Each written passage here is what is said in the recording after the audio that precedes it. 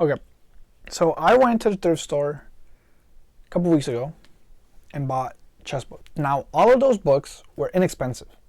Two, three, maybe $2-3 each. They were all each like $2-3. Inexpensive. But that same day, that thrift store had a lot more chess books than just those. But I didn't buy those books. I knew it would be a hassle to read through it. Now I could read it, but it's a lot slower than algebraic. E4, E5, Knight F3, Knight C6, Bishop, easy. So I left the descriptive notation books, but they were really good books. One of them I already have in algebraic notation, which is Nimzovich's My System. So I left that one, and then I thought about it. I was like, you know what? If I buy all these books, I'm gonna have too many books. I already have a lot of books. I like chess, so I like chess books, and I like collecting books. So I kind of got to read these, but the point is, I left them, even though they were good prices. But I went the next week, the week after I had gone the other books, and they were still there. So I began to think and plot and realized Erwin Chernov, let's see, Most Instructive Games, Art of Positional Play, Samuel Reshevsky, Judgment and Planning in Chess, Max Erva, and The Art of the Middle Game, Paul Keres, and Alexander Kotov. Okay, look at this. Like this, or like this. $2.99. Look at this. $2. I couldn't pass it up. But these didn't stop being in description notation. Okay, that's the thing. But I started to think, again, like I said, I was plotting. And so I bought them because I realized we live in 2024. Wow, big surprise, right? I mean, Trump's president now. That's crazy. But it's 2024, and we have Stockfish 16, I don't know. I have it, okay, because it's free.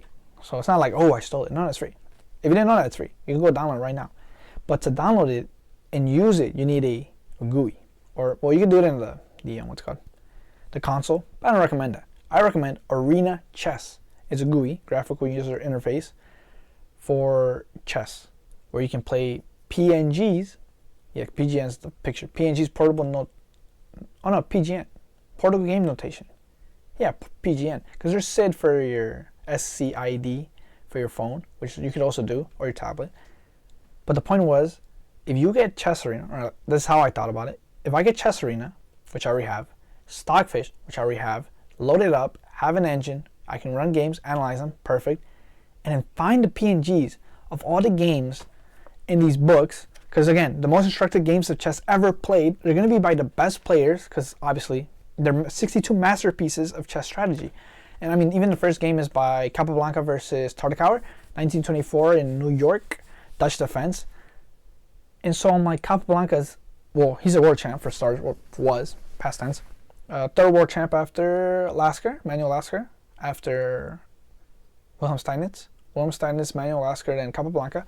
And well, since he's so good, he's so popular, his chess games are going to be online. Sure enough, I found a website. You can Google it. PGN, because portable game notation, pgnmentor.com. Or just Google PGN Mentor, and you'll find it. It has a database. It's not that big, to be honest, but there was a bigger one. It's like famouschessgames.com or something, but it doesn't exist anymore. I have to check if I downloaded them preemptively back when I found it. If not, again, PGN Mentor has a lot of popular games. Popular games, but because it has a lot of popular players. I found their PGNs, and in them, I can load them up into Chess Arena, have analysis of the Stockfish, add the variations, because there's always with these books, you have the actual game analysis and what the player was doing, this and that, what they were thinking. But then they also add some extra sidelines, right? Variations. And so you can also add that in Chess Arena. So I can go through the games, save them as annotated from the book, and not worry about descriptive notation. Just make sure, because sometimes even game 2 in this one has Tal versus, I forget who, but it was said 1956 or something like that. Leningrad, but it's actually Moscow. But as long as you look for the same year, same players, same results, and who's playing white, who's playing black, you should find the game. The move order might be different in the opening, but since it's the opening, it's transposition, it doesn't really matter. As long as the middle game and the rest is okay, you can jump to, most chess books have diagrams. So if you jump to the diagram on move, say it says 20, and it's the same, you're set.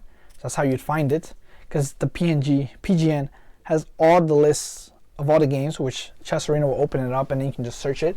You can even type in the name, find it, open it, make sure it's the right one. Then you can go through it, read, and that's why I'm saying. Another reason is, one, you can get over the descriptive notation by what I'm telling you. But there's also the fact that the reason this book, or these books in general, are so valuable is more because of what the author is actually saying, which is, oh, big surprise. But no, it might be annoying if you don't do the way I'm telling you. But if you do, you get all the benefits of being able to go through the moves, add sidelines, add variations, save the files, even go back for review, analyze with the engine.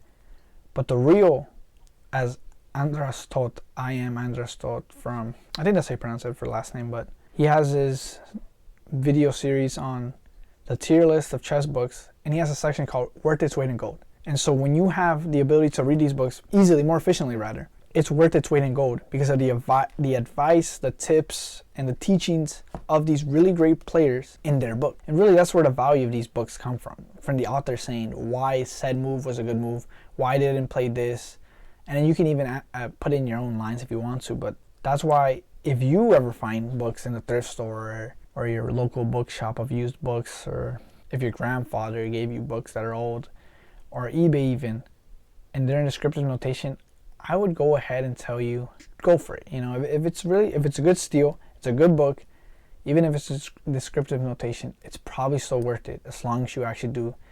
It takes a little more effort having to download everything, but if you're not willing to put in effort to go through these books in the way I'm telling you, for descriptive notation books at least, even if they're in algebraic notation like the ones I have here, if you still have to go through the games, either playing them on a board and playing variations on a second board, as my dad used to do. That's how he used to train chess back in Mexico. And I mean, computers didn't exist back then, so you had to use a board unless you could visualize it, which, I mean, if you're learning chess, you're gonna have to use a board. And so if you're not willing to do this, which is realistically easier, just a little bit more setup, investment up front, then, I mean, don't even buy chess books, right? Because it takes effort. You're learning chess. You've gone far enough to go ahead and buy chess books because you're going to read them, go through them, through these games, analysis, and everything. You might as well go the extra mile and actually download the game, set it up, set up the engine, set up the GUI, everything. And I mean, that's pretty much it. That's all I wanted to say. Is like, these descriptive notation books, if you find them, that's all you got. They're plenty, and I already explained to you how you can make most of them. You can make the most out of them. But either way, I know I haven't uploaded a video in a while. Hopefully you guys enjoyed this one. I know I did. I really wanted to talk about chess books and descriptive notation, how it's not that bad. I mean, I and anyone could read it. If you can read algebraic notation, you could read this one, but it's easier to just either have an algebraic or, like I said, just run it through your GUI. But either way, thank you for watching. If you liked it, like it. If you didn't like it, go ahead, dislike it. Tell me why though. I want some constructive feedback. If it's setup wise, I'd have to work on that. But either way, thank you for watching. And if you want to hear more, although I'll try to upload more frequently, feel free to subscribe. And either way, have a nice day.